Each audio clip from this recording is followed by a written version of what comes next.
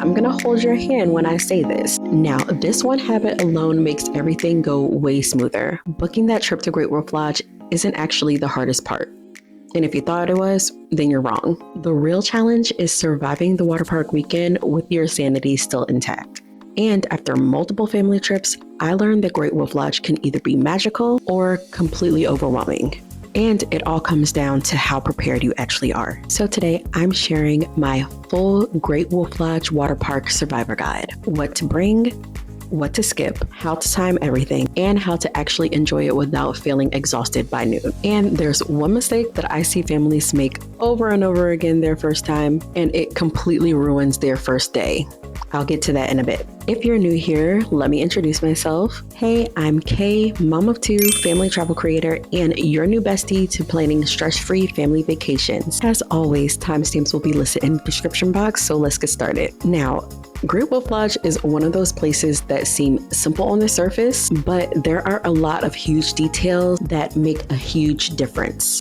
And everything I'm sharing today is based on real experiences, real kids, and real exhaustion. So let's start with what to bring, because overpacking here is just as bad as underpacking. First of all, if you know, Great Wolf Lodge is one of those places where you're going to constantly be in and out of the water park.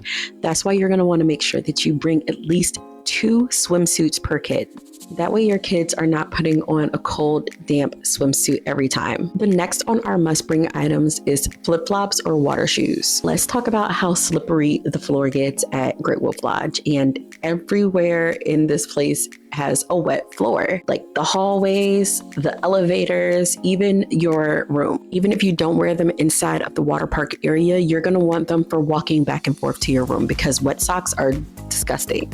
I know everybody is not a creator, but that doesn't mean that you're not going to want to take pictures and videos of your little ones while they're at the water park. So you're going to want to make sure that you pack a waterproof phone case. Next, and this is a non-negotiable, you're going to want to bring detangler, hair ties, and whatever else that is going to help protect your hair while you're in and out of the pool. Next is refillable water bottles. It is extremely humid in the pool area, so you're going to want to make sure that you have water on hand.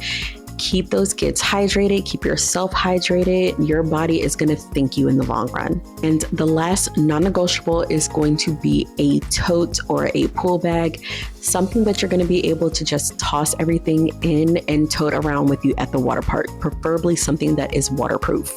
Now, there's one thing that I never bring to the water park anymore, and it actually saves me so much stress. You are going to want to skip the large beach bags. Trust me, this is not the place for that extra large bog bag. Next is full makeup. Yeah, I realize that a lot of us want to look our best while we're at the water park, myself included, but skip the full beat face. Like, girl, this is not the place for it.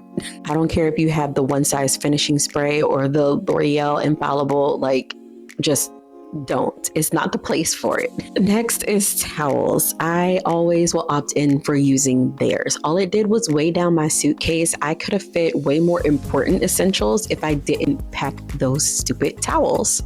And lastly, anything that you'll be devastated if you lost. For me, that would be my birthday ring. I'm not taking it. Just don't take anything that you're not okay with possibly misplacing or losing. Now, one of the first things that you need to do when you enter the water park is set up your home base. And I really thought that this was a no-brainer. I thought everybody did this. Like, you pick your lounge chair, you pick where you're going to be, then you disperse and enjoy the park. But no, I have seen people that just run straight inside with no type of home base. Then when it's time to reconvene and get together, nobody knows where anybody is because they didn't know where to find them. Now, whether your home base is the lockers or the chairs, it really doesn't matter. Just make sure that you pick a place that is going to be able to house all of your belongings. We are personally chair people. Like, I am not dead set on getting a locker when we go to Great Wolf Lodge. It's absolutely nothing wrong with it. If that's how you like it, then do you. But I just prefer to not be in that crowded little locker area, trying to scooch by everybody, and you're rubbing beside your wet neighbor. It's just not for me. I always make sure that we bring a small-ish tote bag that can have everything that we need in one spot. And that's what I keep in our lounge chair. That being said, your arrival time actually makes a huge difference when it comes to crowd levels. I always like to arrive as early as possible because, noon time is the peak hours and all it means is chaos. So especially if you have toddlers and smaller preschoolers, you're going to want to opt in for arriving at the water park either super early or later in the evening. That peak hour is just insane. Just pick your battles. So make sure that you keep your expectations realistic. I don't know why people decide that they're going to go into Great Wolf Lodge and think that it's just going to be smooth sailing the entire time, and it's not. Great Wolf Lodge is so high energy and it's exciting and it's fun. Things are bound to happen. So just keep that in mind.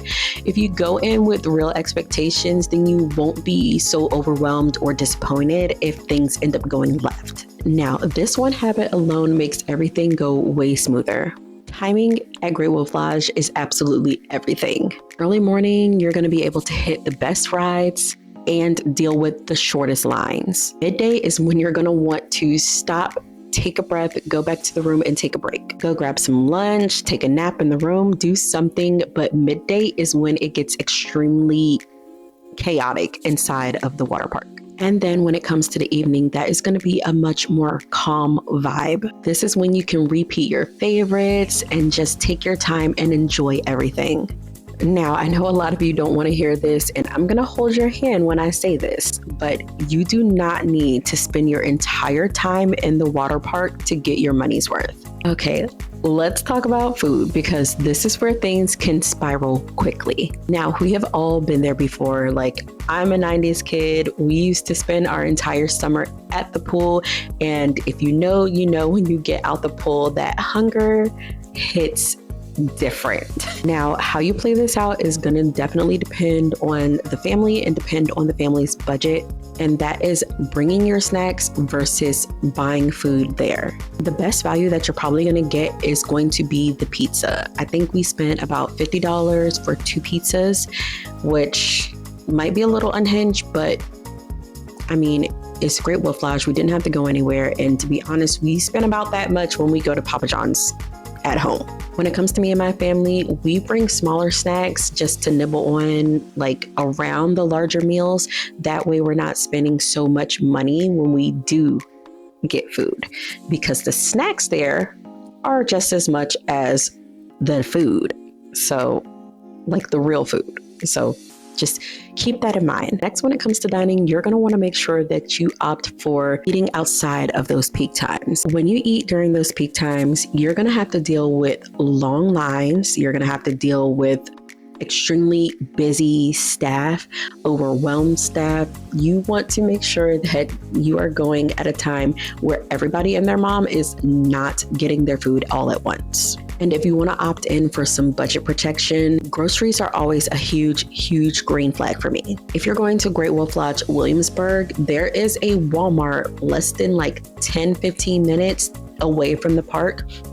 Go there, stock up on groceries. That's what we did every single time that we go to Williamsburg. We stop at this one same Walmart, buy your groceries, or either order them and have them delivered to the resort. Make sure that you're down there when you order your food, when they come to deliver your food, because I have not experienced it, but they may, don't quote me, they may charge a fee for holding your groceries. And I don't think it's like when you order groceries at Disney World where they have a refrigerator or cooler, freezer, whatever, to keep your refrigerated items cold. Like, make sure that you're down there, meet your delivery driver, take your stuff up so you're not having to worry about extra prices or your food going bad. This is the same strategy I use when we do all of our road trips, which is planning food before the hunger hits, because you don't shop when you're hungry.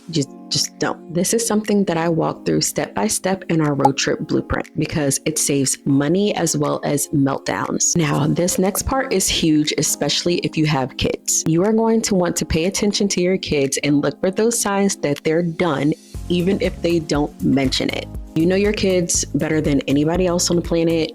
Just keep an eye out for those cues, because if they're getting tired and overwhelmed, you're headed for meltdown territory. That's why we opt in for mandatory breaks while we're there. Another way that we minimize meltdowns is we put on dry clothes midday. When we go back to the room for our midday break, we change out of those wet, cold swimsuits and put on some dry, warm clothes.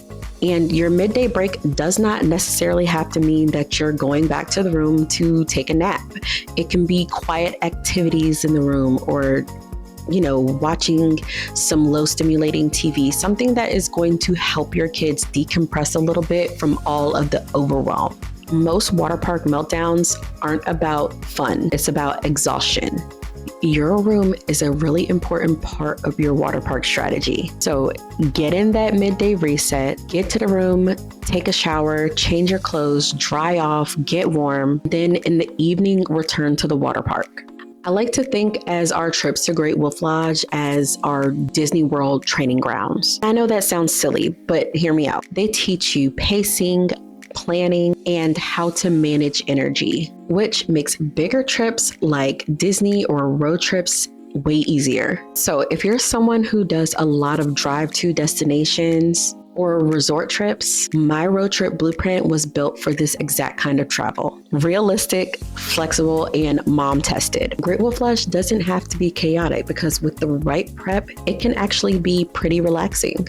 And yes, even with the kids. If this video helped you, make sure that you give it a thumbs up, subscribe, and let me know in the comments if you're planning a Great Wolf Lodge trip anytime soon. And make sure that you stick around, because in the next few videos, we're going to be going over our packing as well as our Great Wolf Lodge trip. Until next time, love you. Bye.